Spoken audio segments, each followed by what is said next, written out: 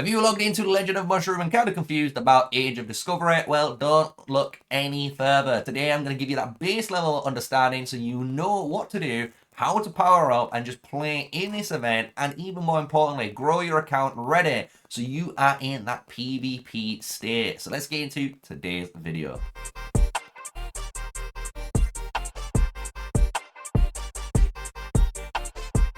Hello everyone, yes, smash a like, comment and subscribe for more daily videos with me, MrSneakyy, the one and only official Legend of Mushroom content creator and sponsored with Aptoide. So if you are planning on spending in this game and you are wanting to get a little bit more, use my code MrSneakyYLOM. It's going to give you that 5% extra bonus on all of your purchases this month and next month, right?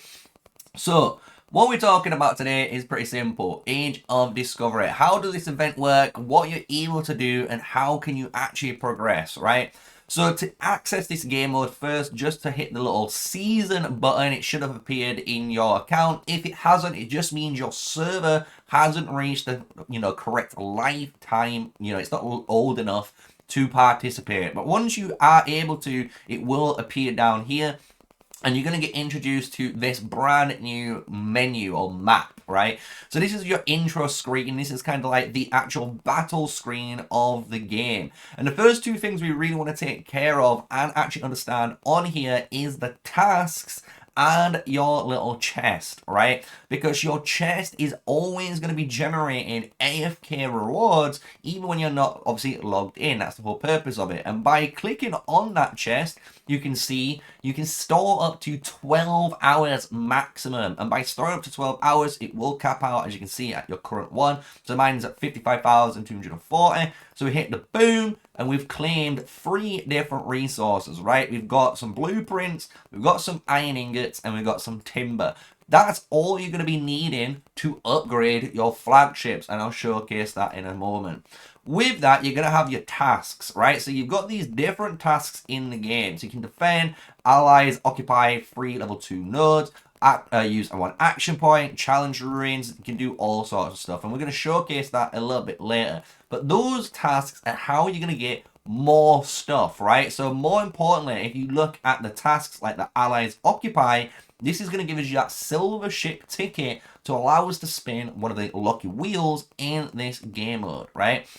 On top of that, you're also going to gain, if you do this, 5 of these treasure hunt compasses too. So this treasure hunt compass is basically what's going to be used for another spin event, right? So that is all you need to kind of know at the moment, right? That is your minimap, that is your chest and your tasks covered, right? So now if you click onto the port button, you're going to get introduced to your flagship, your forge, as well as this sea observatory.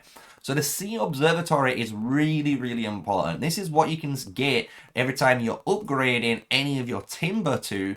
It's going to go towards this building that gives you more damage against guards as well as AFK rewards. So you can see every special effect here will upgrade on the next level, and it will tell you what you're gaining for that next level upgrade, right? So this is really, really important to do when you're obviously progressing in this game mode. With this, you have your forge. Your forge is how you actually obtain gear to upgrade the flagship. And just like your lamp and everything else, it has its own currency. So if we hit the level 4, you can see I have enough now from my 12-hour claim. I can hit the upgrade button and it just progresses it. There's no timers needed. It will just keep progressing through, guys. So don't worry, you don't need no speed ups in this zone. Then after you've done that, you've got the forge button. So this big forge button, you can press it and it will obviously forge gear. When you have the choice, you can either equip or salvage. Obviously, equipping is going to make your flagship inherently stronger. But when you salvage gear, you are going to increase the flagship's total level. So you can see I'm at 5,270. If I hit just one more time, you're going to just see with a salvage, now I'm at 5,385, right? And just like your lamp, you can press the auto button. So you can press the auto, choose if you want mythics or rares. I'm just going to try and get all purples. Hit the 2 or obviously 1, depending on what levels you've got available. and just press start, right? And now this is going to keep doing its thing. You can see I've just procced now. I'm level 5 flagship, and I'm just going to keep cooking and cooking and cooking all of these iron ingots away until I get some new upgrades, right? So here's one already, level 5 purple instead of this blue. We equip it, we've just gained 651, and we can salvage that, right? Nice and easy. This should be simple to you now, right? This is how you upgrade your ship and how you just progress in Age of Discovery. Now, what can you do with the spins, right? You remember I mentioned you get the lucky ticket and that 5 compass spins, right? So this is where you go to the battleship draw or the treasure land, right? Battleship draw, as you can imagine, is where you're able to draw. Boom. Let's see if we get anything, but you're able to try and unlock pieces of a hull. So you see I've got 5 here, and this will go towards your centerpiece. So if you click on the center, here's your hull upgrade. This goes all the way across to the ghost ship. The ghost ship is absolutely cracked, as a heads up. But all of these different passives as well will stack, right? Because it's a passive base effect. Each one does have one. So it is really good to try and unlock all of them if you're an end game player to get all of the major benefits. But apart from that, that is your hull. It's nice and simple. It's kind of like your mount section, but for the ship, right? Now, with this, you have Treasure Land. Treasure Land is where you're going to spend your compasses. You can see here, I can spin any compasses if I had any. So I've got 5 spins already. If I do another 5, which I obviously will do later when I get those quests, I'm going to obviously obtain these treasures. And then when you go into the treasure land, you can see here, you're going to gain basic effects when you have them activated, right? So these are kind of like mini relics as well, if you want to put it like that. Mini relics that you could have and you just want to upgrade and learn and just work towards, right? So that's pretty easy to understand too now, hopefully. So the final thing I want to go over to is the Maritime Academy. This has got actually a really important area, which isn't just your power. So you can see I'm at 140,000 power. But if you go to the crew section, when you level up your flagship, you're going to get access to the crew. And this is what's going to happen at level 3 for the first time. So you'll get that little skill and a pet slot. And this is going to happen at 6 and 9 too, where you unlock a skill and a PAL slot, and then for levels 12 and 15 you are only unlocking skills. So this showcase you can have a 5 skill setup with 3 PALs, so you really do want to think of 3 really good PALs to put in here. I've only got Blitz Assault and the Treasure Dragon in for now. There might be better ones at the start, we'll soon see. Obviously this is just my day 1 progress, just to showcase what you're able to do on here. But now we've gone over all of the power, we've gone over all of that stuff. Let's go into the sail area. This is now where you start to participate in the event, right? So we've gone over how you're able to power up your ship, get those ship parts through the chest, as well as your tasks, right? So you see that right here. Later on in the game, as you can see, you're going to start to obviously want to adventure out. And there's a few different things you can do. You can obviously click on any of these little areas. And if we go to where I'm at, I think I'm at one already, you can defend a resource node. You can see me and Rem are defending this resource node. And the beautiful thing about defending resource nodes like this level 2 one, if we move over, while you occupy it, you're going to get 10 per minute on each of the different resources. So in day 1 and day 2, it is really, really important to try and keep on different tiles to keep generating as much resources as able to obviously progress your account. From here, what you can do is a couple of things. There is the ruins. This is one of the PvE events that you do have access to. And what you can do is just click this button. I will showcase this if we lose or not, but you can attack this whole malarkey. The one mechanic that you need to be careful of when you are attacking, as you can notice, is the night and day feature. So, as you can see, I'm in nighttime, it says. So 2 times in late night, meaning if you are trying to do any actions which involves a, attack, which is one of these little action point replenishments at the top, right? If you're going to use any attacks on a PvE target, a ruins, you name it, sweeping down on a resource node sometimes, I believe, as well as the PvE ships that are there, is going to cost you 2 2 instead of 1, right? So just remember that. So here we're going to just start sailing. We're going to attack. Late night attacks required twice. Are you ready? Yeah, we're going to go. So we're going to move, and you can see my little ship now having a good old time. You can even emote when you're on here, which is even funnier.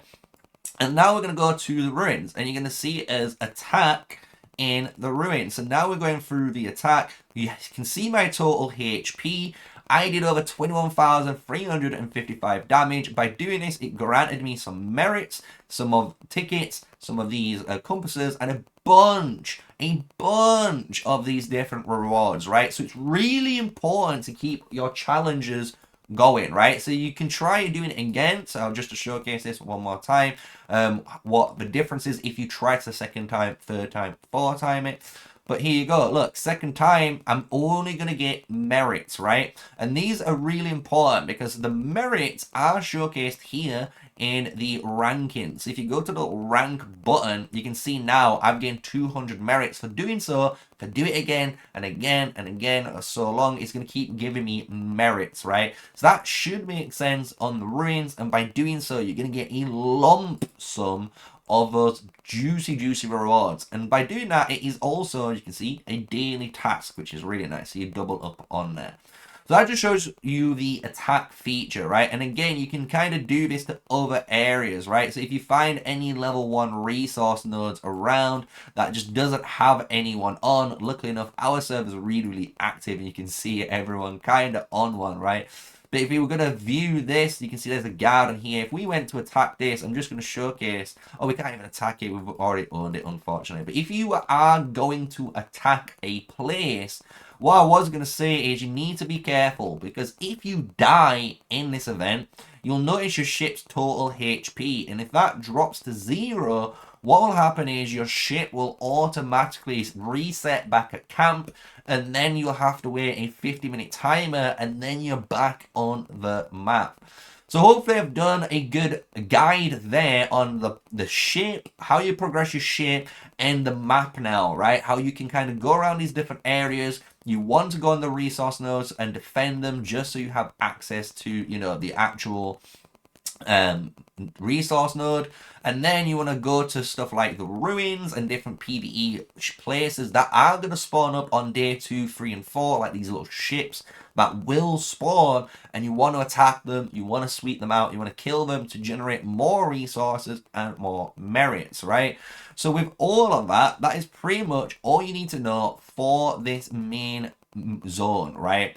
Now, what is the end game of Age of Discovery? So what you want to do is the PvP side of things. So you want to keep basically powering up and focusing on your flagship as much as you can, because when you get to the point, you're going to be able to, as you can see, use this little base here after one day and start progressing into the later stages. So you can see there's a level 1 base here, and if you view it, there's a bunch of different guards here, which is kind of scary, right? But if you want to attack that or go to this level 3 resource node, you're able to do so by just hitting, obviously, the start sail and going across. But you're going to be going into deeper and deeper zones every time you progress through. And as you progress through, you're going to get to a point on the minimap where we are now, where you're in this center channel. And this center channel is going to promote PvP combat. So then you're going to be fighting other servers and hopefully hitting their ships potentially in different types of combat situations, right?